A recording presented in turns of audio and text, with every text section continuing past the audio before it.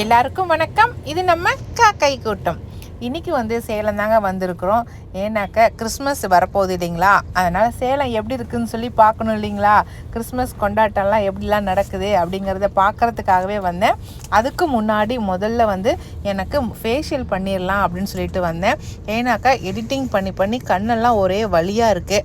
அதுக்காகவே ஃபேஷியல் பண்ணால் கொஞ்சம் நல்லா இருக்கிற மாதிரி இருக்கும் அப்படின்னு எனக்கு தோணுச்சு. அதுக்காகவே ஃபேஷியல் பண்ணிட்டு போகலாம் அப்படின்ட்டு வந்தேன்.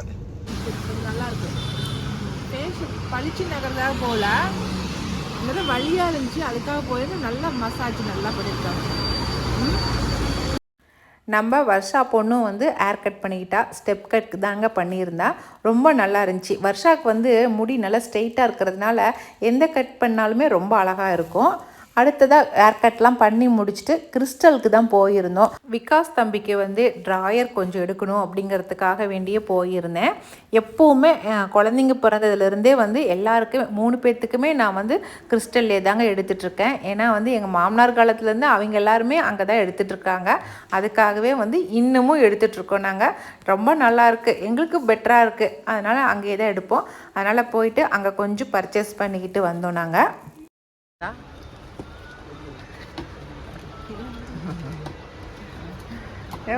எனக்கு இப்போதைக்கு சேல்ஸுக்கு ஆள் தேவைதான், ஒத்துக்கிறேன் நான். ஆனா உங்க பொண்ணு வேண்டாங்கிறீங்க.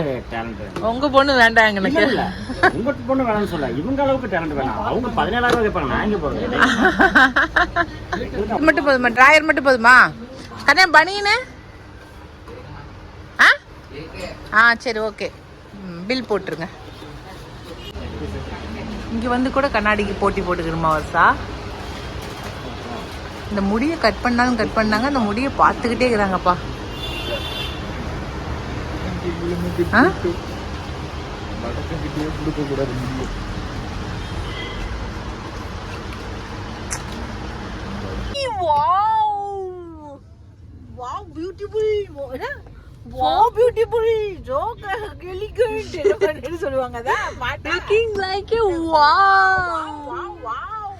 நீ அப்போ அதில் நின்னுக்கோங்கம்மா.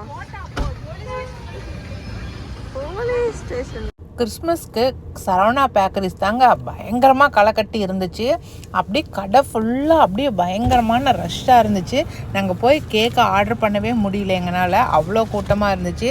அதுவும் அங்கங்கே கிறிஸ்மஸ் தாத்தா, கிறிஸ்மஸ் பொம்மைங்க நிறைய டெக்கரேஷன் பண்ணியிருந்தாங்க. அதுவே எங்களுக்கு பெரிய ஒரு என்ஜாய் பண்ண மாதிரி இருந்துச்சு. நல்லா இருக்குது.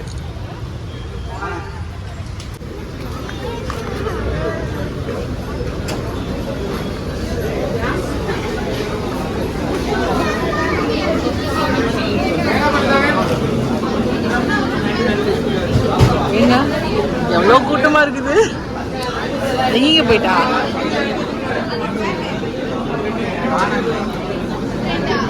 எவ்வளோ கேக்குங்க. ஒரு கேக் வாங்கிடலாமா? ட்ரீம் கேக் ஒன்று வாங்கி. இங்க பாருங்க, சொல்லு. இந்த இடம் எப்படி இருக்கணும்? 1 கிலோ மீன் 1000 ரூபாய். 1 கிலோ மீன் 1000 ரூபாய். வாங்க சார், வாங்க. எங்க கிடைக்குவாங்க சார்?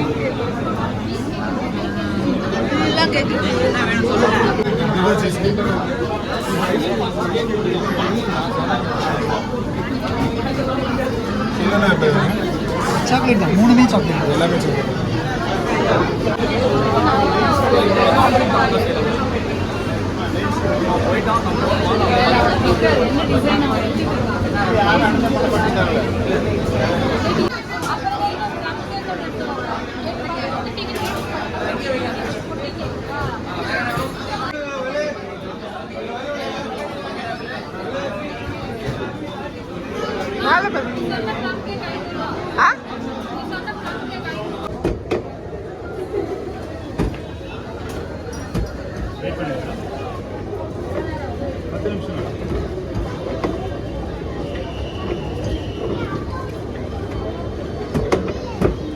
இது வேற என்னமா போடுறாருடி?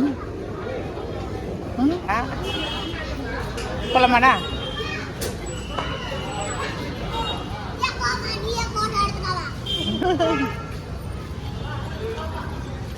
போலாமா? 2 பேரும் என்னென்ன வாங்குனீங்களோ எல்லாம் எடுத்து மடி மேலே வைங்க. என்ன வருஷம் வாங்குனீங்க? கேக் தான் வாங்குனேன். வருஷா கேக் வாங்கிக்கிறா. சுந்தேஷ் வாயில தான் வைக்கணும். டேய் இவ்வளோ சாப்பிட்டீங்கன்னா வயிறு வலி எடுத்துக்கண்டா. வைடா நடுவாண்ட கொண்டு வந்து வை. கொண்டா சாப்பிடலாம். காரே மணக்குதுடா.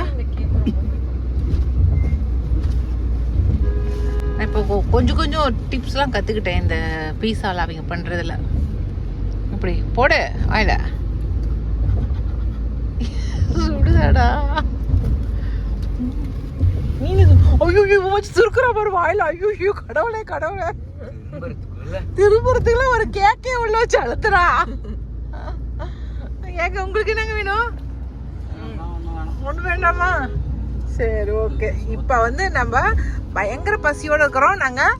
அதனால ஐயனார் தம்பி சீக்கிரமா கொண்டு போய் மேய்ச்சேரியில் கொண்டு விட போறாரு.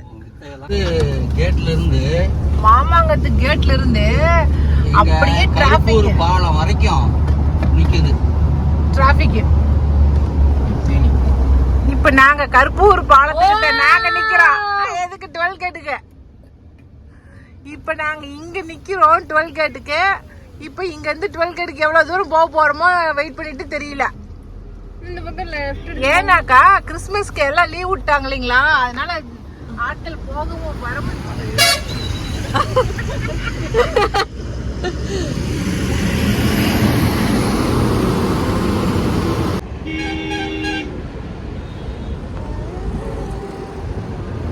தெரியல.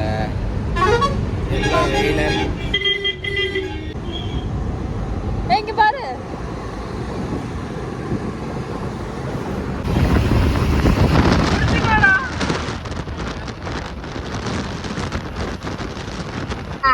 மேகத்துக்கு உள்ளார சூரியன் போயிட்டு இருக்கு. அத பாத்துக்கிட்டே நாங்க காருக்குள்ள உட்காந்து போயிட்டு இருக்கோம். சூப்பரா போயிட்டுனா சூப்பர். அந்த மேம்பாலத்துல ஏறினா தர்மபுரி, கீழ் பாலத்துல போனா மேச்சேரி, ஓமலூர். ஓகே. நான் வந்து கோயிலுக்கு போற நேரம் பாத்தீங்களா இருட்டிருச்சு, நிலாவே வந்துருச்சு. இப்பதான் நான் வந்து சொர்க்கவாசல் திறக்கிறதுக்கு சொர்க்கவாசல் திறந்ததை பாக்குறதுக்கு போறேன். நான் அவ்வளோ லேட் ஆயிடுச்சு. சாயந்தரம் சேலத்துல இருந்து வந்ததுக்கு அப்புறமேட்டு வந்து பிள்ளைங்களுக்கு ப்ரௌனி செஞ்சு வச்சுட்டு அதுக்கப்புறம் இப்போ கிளம்புறேன். சரி நம்ம போய் இப்போ கோயிலுக்கு போய் நம்ம சாமி கும்பிட்டு வந்துடலாம். ஏன்னா காலையில இருந்தே கோயிலில் பயங்கர கூட்டம். அதனாலதான் சாயந்தரம் ஆகட்டும் அப்படின்னு நினைச்சிட்டு இருந்தேன். அதனால இப்போ கோயிலுக்கு போயிட்டு வந்து அதுக்கப்புறம் நம்ம டிஃபன் வேலையை ஆரம்பிச்சுக்கலாம். இந்த பெருமாள் கோவில் வந்து எங்கள் மேச்சேரியிலேருந்து நங்கவள்ளி போகிற வழியில் தாங்க இருக்குது. லக்ஷ்மி நரசிம்மர் கோவில்னு சொல்லுவாங்க. ஒரு சின்னதாக ஒரு மலை மேலே இருக்குது இந்த கோவில். நான் கல்யாணம் பண்ணிட்டு வந்த புதுசுலாம் எங்கள் வீட்டுக்காரர் இந்த பெருமாள் கோவிலுக்கு தான் கூட்டிகிட்டு போவார். அப்போ வந்து இந்த ஒரு பெருமாள் கோவில் மட்டும்தான் எங்கள் மேச்சேரியில் இருந்துச்சு. இப்போ தாங்க ரங்கநாதர் கோவில்லாம் வந்து புதுசாக கட்டினாங்க. அதனால் சரி நம்ம எப்பவும் போகிற அந்த பெருமாள் கோவிலுக்கே போயிட்டு வந்துடலாம் அப்படின்னு சொல்லிட்டு தான் நான் வந்து மலை மேலே இருக்கிற அந்த லக்ஷ்மி நரசிம்மர் கோவிலுக்கே போயிட்டு வந்தேன். எனக்கு ரொம்ப மனசுக்கு திருப்தியாக இருந்துச்சு. போயிட்டு நல்லா சாமி கும்பிட்டு கோவிலை சுற்றி வந்தேன். பெருமாள் கோவிலுக்கு போனாக்கா கோவிலில் உட்காரக்கூடாதுன்னு சொல்லுவாங்க. அதனாலேயே என்னவோ தெரியல, நான் இந்த ட்ரிப்பு வந்து கோவிலில் உட்காரவே இல்லைங்க. சாமியை மட்டும் கும்பிட்டு கோவிலை எல்லாம் சுற்றி வந்துட்டு விளக்கு ஏற்றிட்டு அதுக்கப்புறம் அப்படியே வந்து இறங்கி வந்துட்டேன்.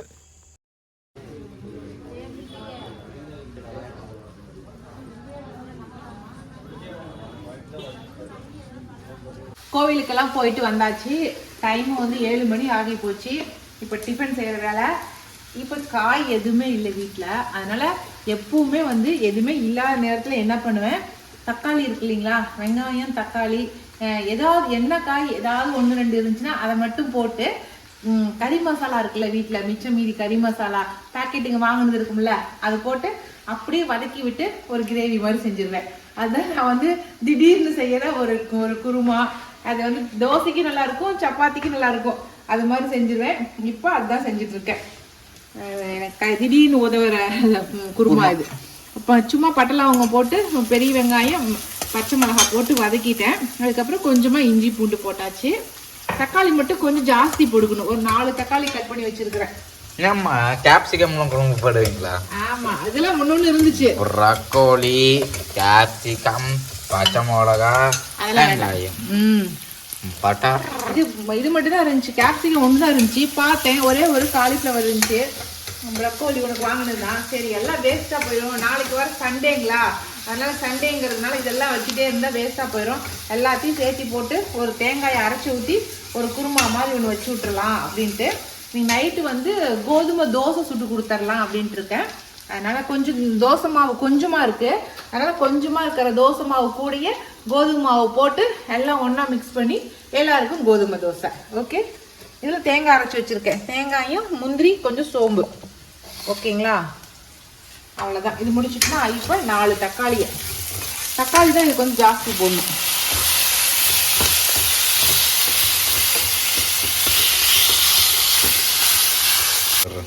உப்பு கொஞ்சம் போட்டுடலாம்.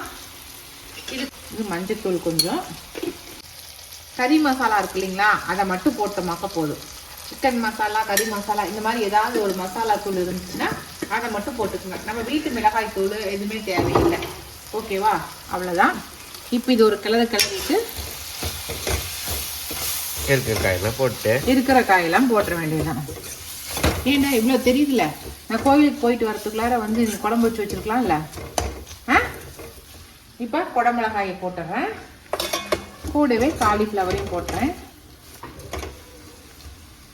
செய்யலாம் தான், செஞ்சு நாம் எதை சொதப்பி கிதப்பி பண்ணிட்டோம்னா சொதப்புறத விட நீ சொதப்பிட போற.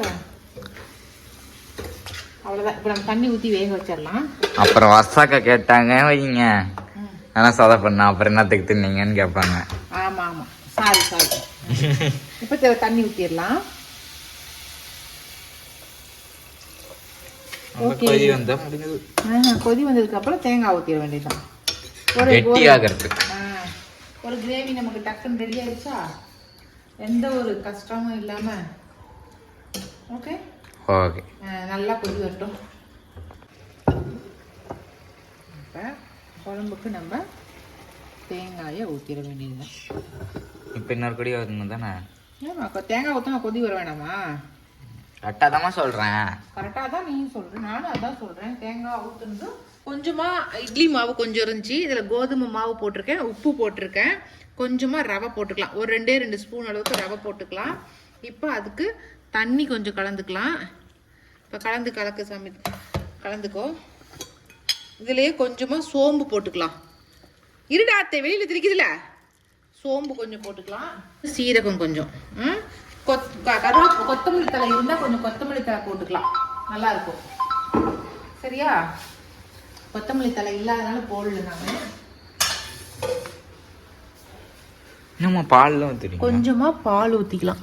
இந்த கோதுமை தோசைக்கு பால் ஊற்றி அப்படியே கோதுமை தோசை செஞ்சு பாருங்க, டேஸ்டாக இருக்கும். எப்படி டேஸ்டாக இருக்கும் அது நம்ம கண்ணு சொல்லுங்க. இதெல்லாம் சீக்ரெட், டேஸ்ட் கொடுக்கறதுக்காக ஒரு சில பொருட்கள் சேர்த்தோம்ல அதெல்லாம். ஆனால் வந்து டயட்டுக்காக சாப்பிட்றோம் அப்படிங்கிறவங்களுக்குலாம் நம்ம சேர்த்த முடியாது, ஏன்னா அவங்க பால்லாம் சேர்த்து சாப்பிட மாட்டாங்க. அவங்களா டயட்டு. ஆமாம், டயட்டு அப்படிம்பாங்க. வருஷக்க சொன்னாங்களே. ஆமாம், ஆனால் பால் ஊற்றி நீங்கள் வந்து நல்லா இந்த மாதிரி அடிச்சு விட்டு தண்ணியே ஊற்றாம நானும் என் பிள்ளைங்களுக்கு பால் ஊற்றியே கோதுமை தோசை சுட்டு கொடுத்துருவேன்.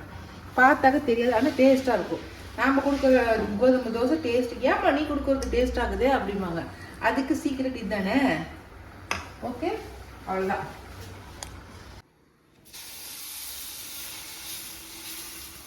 எப்படி கோதுமை தோசைனாவே தெரியாது.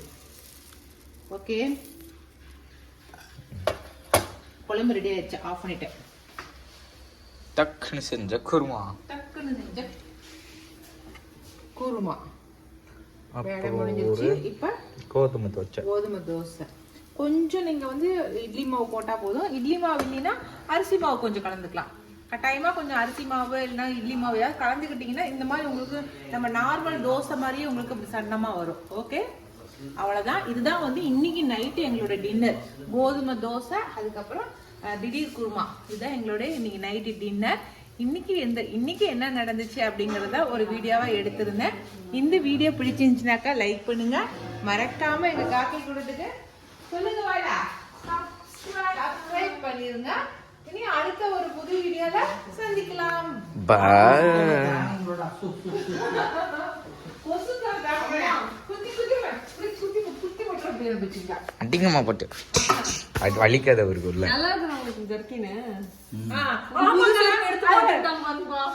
நேத்திக்கு